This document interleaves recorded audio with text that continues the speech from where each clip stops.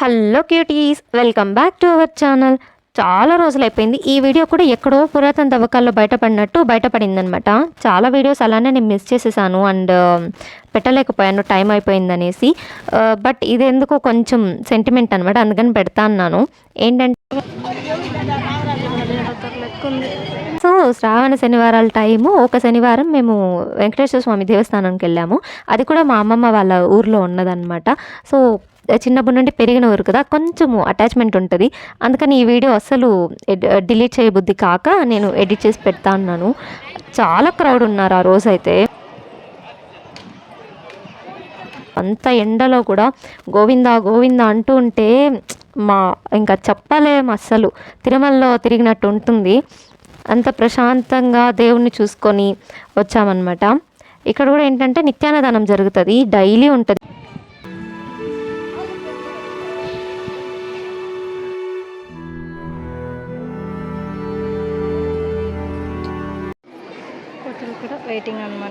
ఇంకా ఆ టైంలో పండగ కూడా వచ్చింది. ఇంకా ఎట్లో గట్లా చేసుకుందామని చెప్పి దేవుని దగ్గరికి అయితే వెళ్ళి దండం పెట్టుకొని వచ్చాము.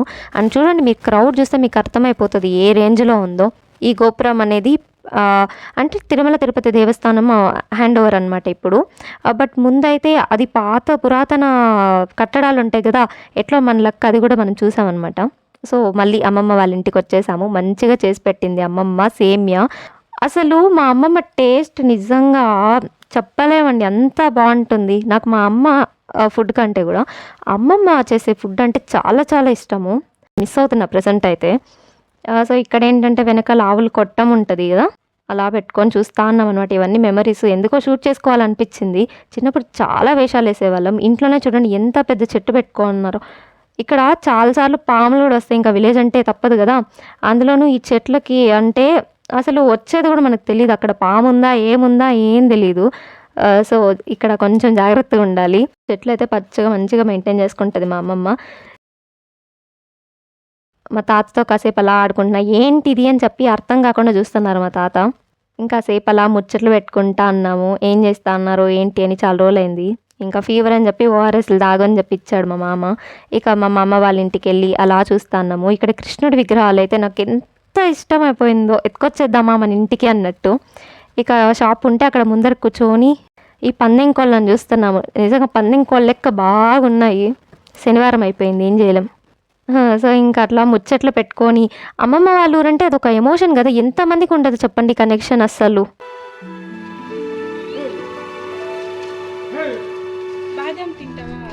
అయితే చాలా మిస్ అవుతున్నాము. ఈ చెట్లు వచ్చి ఏంటంటే 2 చెట్లు ముందర 2 ఉన్నాయి కదా, అప్పుడెప్పుడో కాలేజ్లో చెట్లు పంచారనమాట స్టూడెంట్స్కి అంతా. సో 2 చెట్లు తెచ్చి మా ఊర్లో ఇస్తే ఇక్కడ పెట్టారు.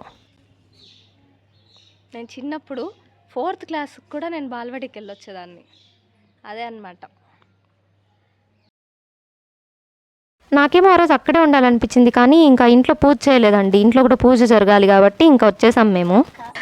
ఇంకా ఇంటికి వచ్చేసి క్యారియర్ కూడా అమ్మమ్మ చేసి ఉంటే ఆ ఫుడ్డే తెచ్చేసుకున్నాం. అస్సలు ఒకరికి కూడా హెల్త్ కోఆపరేట్ చేయట్లేదు.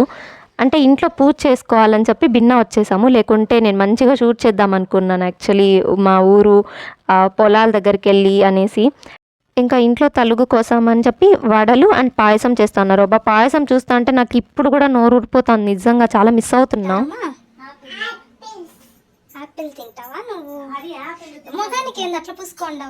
మా వేషాలు మావే. మా అమ్మ అంతా పూజకు రెడీ చేసుకుంటా అంటే మేము కూర్చొని స్నాపులు తీసుకుంటున్నాం అనమాట. ఎంత ముచ్చటగా ఉంది కదా, చిన్న రాగి బిందెకి నామాలు పెట్టుంటే ఆ దీపాల వెలుక్కి. ఓ స్వామి, ఏడుకొండలవాడ వెంకటరమణ గోవింద గోవింద.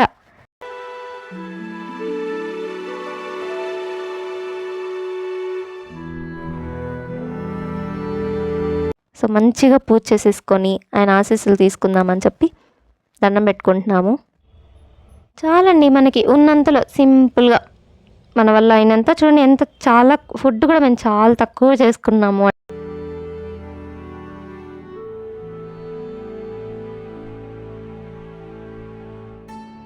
మా వల్ల అయినంత వరకు తక్కువ ఐటమ్స్ కూడా చేసుకొని ఆయన ముందు తలుగేసేసుకున్నాము. మొత్తం అమ్మమ్మ వంటకాలే అనమాట. పాయసం అండ్ వడ మాత్రం ఇంట్లోది. కానీ ఆ గోగాకు కూడా కాదండి, అది ఏంటి గోక ఆకుతో ఆయనకి ఇష్టం అని చెప్పి చేస్తారు కదా, ఆ పేరు మర్చిపోయానండి. మా అమ్మ చూస్తే తంతది నన్ను.